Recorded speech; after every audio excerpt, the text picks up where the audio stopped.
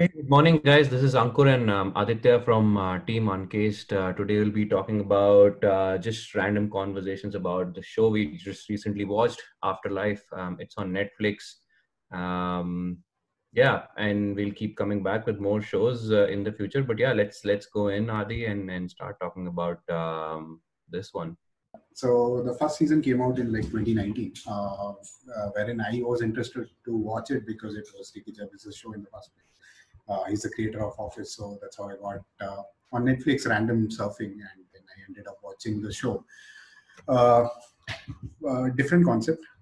It's not your usual show, which is expected from Ricky Gervais, obviously, because he always has done things differently with his shows, be it Extras or The Office. Though this was also a different show. So the basic premise is a man who has lost his wife to cancer, and now he is a changed man. Basically, he doesn't want to feel any more pain in his life, so he goes about his daily life. There are people around him, his brother-in-law, and his office colleagues who are trying to cheer him up to recover from the loss, but then he doesn't want to recover from the loss. He just wants to continue with he just wants to end his life, basically. He doesn't want to stay without his wife, so he watches her videos every single day and suffers, his only companion being the dog that he's left with. So that's the basic premise of the show, and that's how it goes about.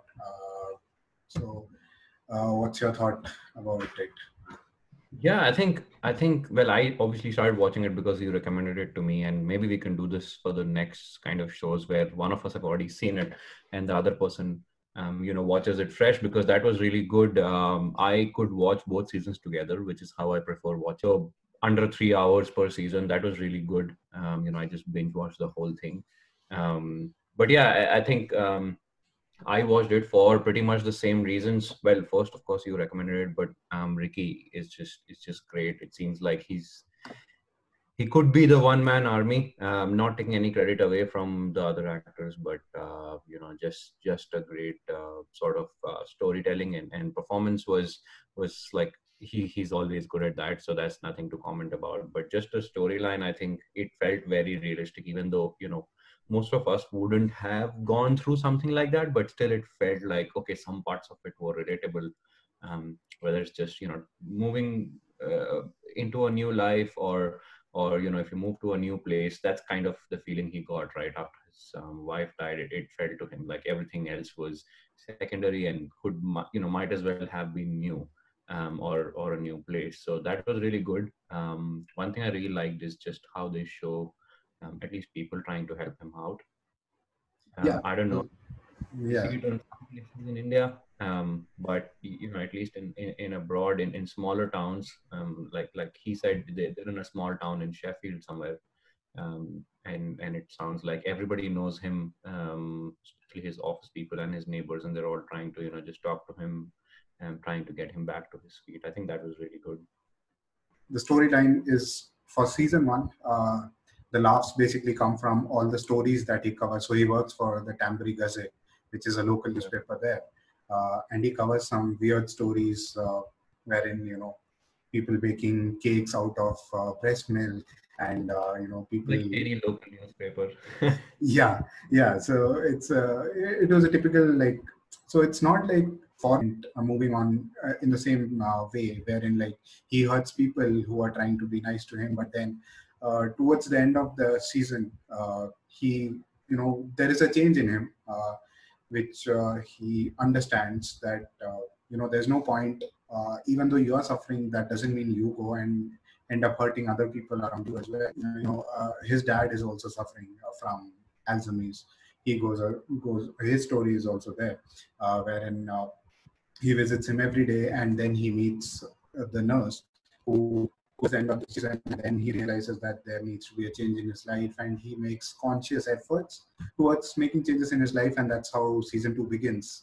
But yeah, obviously in season one was more fresher than compared to season two, because season two, Ricky Gervais somehow I feel plays it safe. There are a lot of emotional moments, and by emotional I mean like I ended up crying at a lot of points in in the episodes, especially like towards the end. It was heartbreaking to a large extent, without giving any spoilers. But yeah, he played it safe. The jokes were low in number.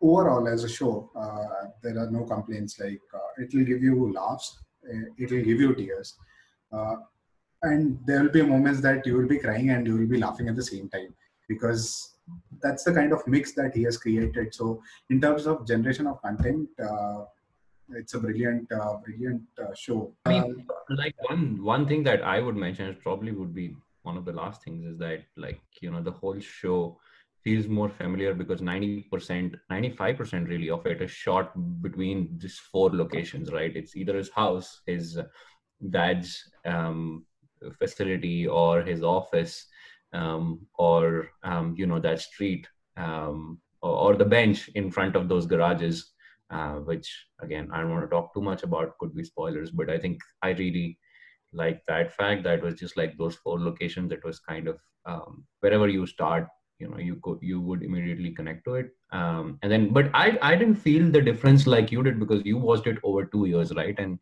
I watched it right next to each other. So for me, both seasons, it felt like one big season as opposed to two separate seasons. So I kind of went with the flow. So maybe, I mean, people who binge watch it, for them it might be a little different than people who already seen the first season but have not seen the second season yet. Yeah, I mean, like overall, it's totally binge worthy. I mean, like, but if you are watching it for just the comedy, then it's not your typical comedy. It's not a sitcom. Yeah, it's right? not. It's not at all. Like if that's what people are looking for, it's a typical emotional drama comedy, dark comedy, which talks about death, loss, uh, gains, life, and suicide, and everything else. There is a whole lot of conversation in it, especially the unexpected friend he finds in the graveyard. The conversations between them are like beautiful. Oh yeah, that's the last location that Yeah. I think that was probably one of the best ones, because it's like a climax to every episode, or start to every episode, depending on which episode they would chat.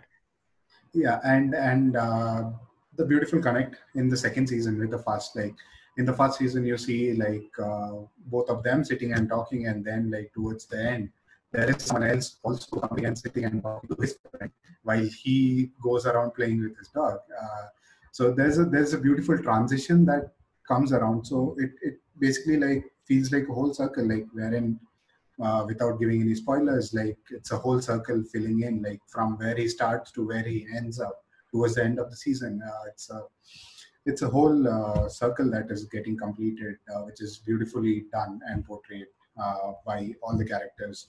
And Ricky's acting towards like the last 2, 3 episodes is just outstanding. Yeah.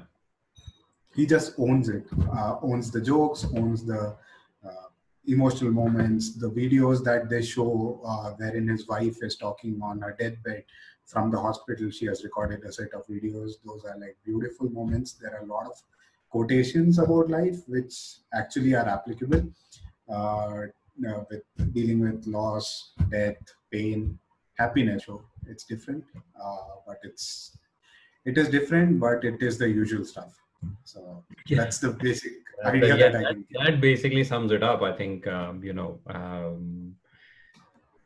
think you summed it up pretty well. I mean, I wouldn't necessarily add anything to it. I think that should be it for this conversation. And the next one we would be doing is Unacknowledged, which would be just a documentary. It was supposed to be a docu-series, but it looks like it's just a 2-hour-long documentary on Netflix. So I've already seen it. Adi will be watching it fresh. So yeah, hopefully we'll have some good conversations over that. See you guys next time. Sure. And you guys can drop your comments and suggestions if you want us to review any more shows. And you can follow us on our Instagram page, which is Team Uncase. So